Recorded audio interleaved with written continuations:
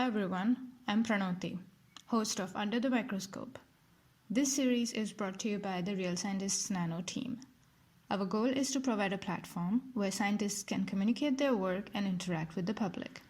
With that in mind, every week we introduce you to a scientist working in the field of materials or nanoscience, who tweets from the Real Scientists Nano Twitter account, which is realsci_nano.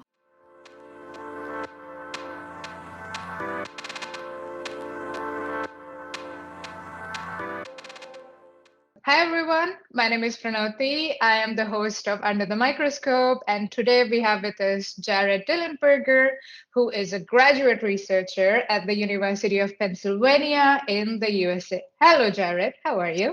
I'm doing great. I'm glad to be on here today. I'm really excited to talk a little bit more about my research. Awesome. Let's dig in. So, could you explain your research to us in super simple words, please? Sure. So I'll start off by saying that my research, or at least the goal of my research, is kind of exploring the fundamental questions related to the chemistry of layered inorganic solids and the nanomaterials that we can derive from them.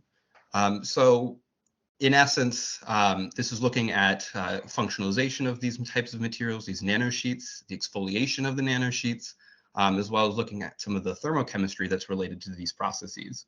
But to explain that in even more simple terms, and I like to use the reference of lasagna, is these layered materials are very much like lasagna in the fact that they are all stacks and stacks of the same sheets almost in one big stack, just like lasagna. And we have the ability to pull those individual stacks apart in order to create these very, very thin, sometimes only 3 atoms thick layers of these materials. And they have really unique properties that you wouldn't find in the bulk material. Okay, interesting. So which materials are we looking at here? Or let me rephrase it. Do you have a favorite nanomaterial, a favorite nano lasagna sheet? Yeah, that's a great question. So there are a ton of different types of these 2D materials, as they're often referred to. And I know one of the most popular ones is graphene. That got a Nobel Prize, I believe, in 2010.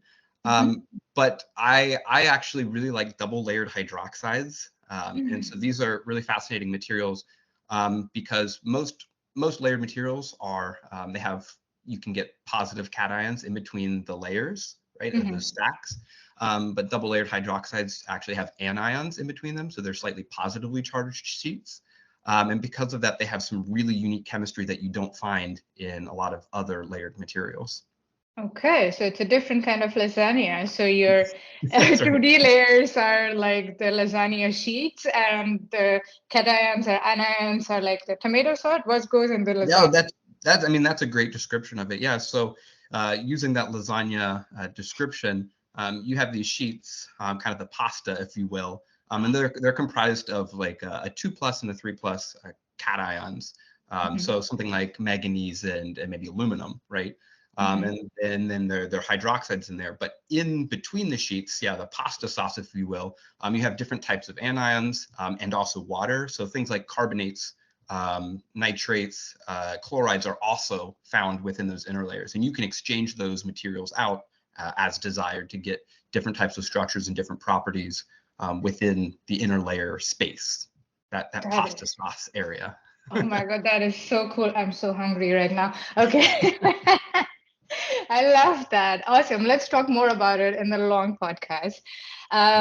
So what can the followers expect in the week that you will be taking over the Real Scientist Nano Twitter account, other than the lasagna and pasta jokes and references? Yeah, of course. I'll make plenty of different pasta references, of course. But I'm hoping to talk a little bit about, of course, my journey into how I got involved in layered materials and that process through grad school. But also, I'm really interested in talking about not only how we can make bulk layered materials, but the processes involved in actually exfoliating these materials into single nanosheets. There are a lot of different ways that you can do that.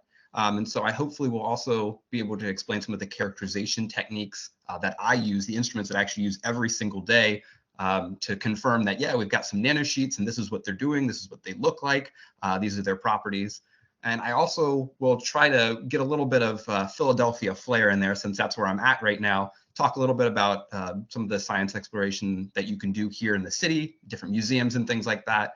So if you ever decide to visit Philadelphia, you know where to go. That sounds amazing. And could you just add lasagna and pasta recommendations Yeah, as sure. well I'll to the definitely list? add some. I'll even add, say, if you're Philadelphia, I got some great restaurants for you if you want to get some good pasta. So Excellent. Wonderful. Thank you very much, Jarrett, for speaking with me. This has been amazing. And looking forward to learning more about your science through Twitter and in the extended podcast as well. Thank you very much. all right, thank you too.